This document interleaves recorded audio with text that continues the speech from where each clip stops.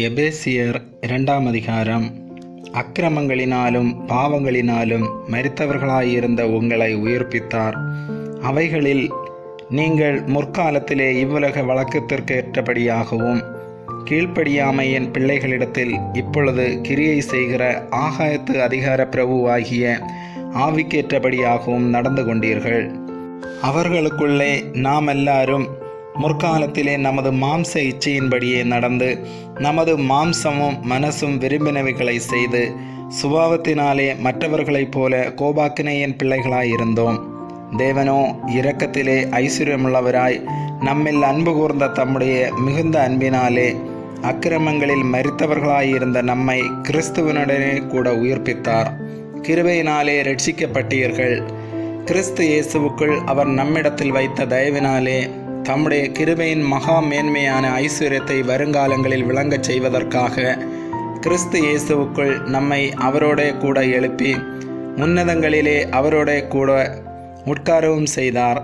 கிருபையினாலே விசுவாசத்தை கொண்டு இரட்சிக்கப்பட்டீர்கள். இது உங்களால் உண்டானதல்ல, இது தேவனுடைய ஈவு.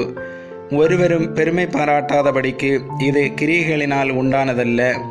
ஏனெனில் நற்கிரியைகளை செய்கிறதற்கு நாம் கிறிஸ்து இயேசுவுக்குள் சிருஷ்டிக்கப்பட்டு தேவனுடைய செய்கையாயிருக்கிறோம். அவைகளில் நாம் நடக்கும்படி அவர் முன்னதாக அவைகளை ஆயத்தம் பண்ணியிருக்கிறார்.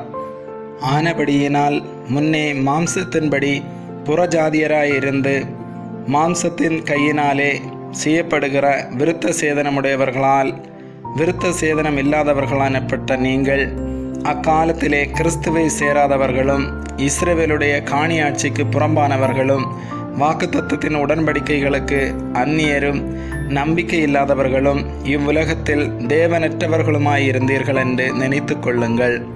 முன்னே தூரமாயிருந்த நீங்கள் இப்பொழுது கிறிஸ்து இயேசுவுக்குள் கிறிஸ்துவின் இரத்தத்தினாலே சமீபமானீர்கள்.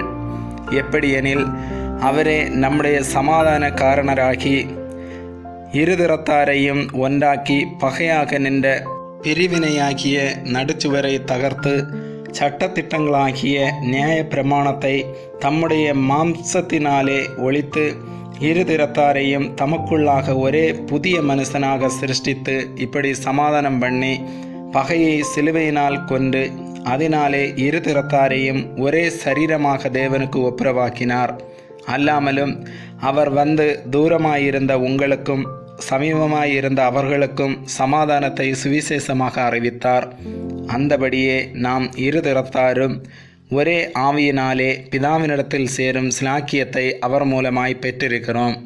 ஆகையால் நீங்கள் இனி அந்நியரும் பரதேசிகளுமாயிராமல் பரிசுத்தவான்களோட ஒரே நகரத்தாரும் தேவனுடைய வீட்டாருமாயிருந்து அப்போஸ்தலர் தீர்க்கதரிசிகள் என்பவர்களுடைய அஸ்திபாரத்தின் மேல் கட்டப்பட்டவர்களுமாயிருக்கிறீர்கள். அதற்கு இயேசு கிறிஸ்து தாமே மூலைக்கல்லாயிருக்கிறார். அவர் மேல் மாளிகை முழுவதும் இசைவாய் இணைக்கப்பட்டு கர்த்தருக்குள் பரிசுத்த ஆலயமாக எழும்புகிறது. அவர் மேல் நீங்களும் ஆவியினாலே தேவனுடைய வாசஸ்தலமாக கூட்டி கட்டப்பட்டு வருகிறீர்கள். ஆமேன்.